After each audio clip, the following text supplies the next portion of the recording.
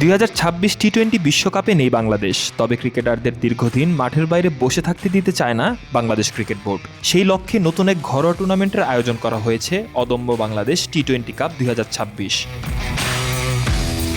এই প্রতিযোগিতায় অংশ নিচ্ছে 3টি দল: ধূমকেতু একাদশ, দুর্বার একাদশ এবং দুরন্ত একাদশ। সব মিলিয়ে প্রায় 2,50,00,000 টাকা প্রাইজ মানি ও ম্যাচ ফির এই লড়াইতে খেলবেন জাতীয় দলের তারকা থেকে শুরু করে উদীয়মান তরুণ ক্রিকেটাররা। জাতীয় দলের টি-20 অধিনায়ক লিটন দাস নেতৃত্ব দেবেন ধূমকেতু একাদশকে। দলে আছেন সাইফ হাসান, তানজিদ হাসান, তাওহিদ হৃদয়, শামীম হোসেন, মেহেদী হাসান, রিশাদ হোসেন, নাসুম আহমেদ, মুস্তাফিজুর রহমান, তানজিব হাসান, তাসকিন আহমেদ এবং শরীফুল ইসলাম। টেস্ট অধিনায়ক নাজমুল হোসেন শান্ত থাকছেন দুর্বার একাদশের নেতৃত্বে। তার দলে আছেন আফিফ হোসেন, মেহেদী হাসান মিরাজ, নুরুল হাসান সোহান, মাহমুদুল হাসান জয়, জাকের আলী, হাসান মাহমুদ ও মোহাম্মদ সাইফুদ্দিন। অনূর্ধ্ব 19 বিশ্বকাপ জয়ী অধিনায়ক আকবর আলী নেতৃত্ব দেবেন দুরন্ত একাদশকে।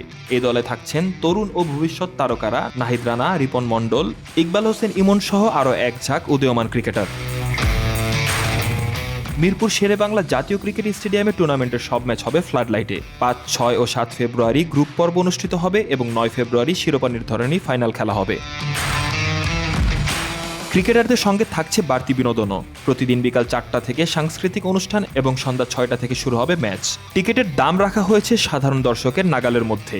ইস্টার্ন গ্যালারি 100 টাকা, উত্তর ও দক্ষিণ স্ট্যান্ড 200, ক্লাব হাউস 500 এবং গ্র্যান্ড স্ট্যান্ড 1000 টাকা। বিশ্বকাপে বাংলাদেশ না থাকলেও ফেব্রুয়ারি মিরপুরে ক্রিকেটের উত্তাপ থাকছেই। শাহরিয়ার বাঁধন, স্পোর্টস 24 বিডি।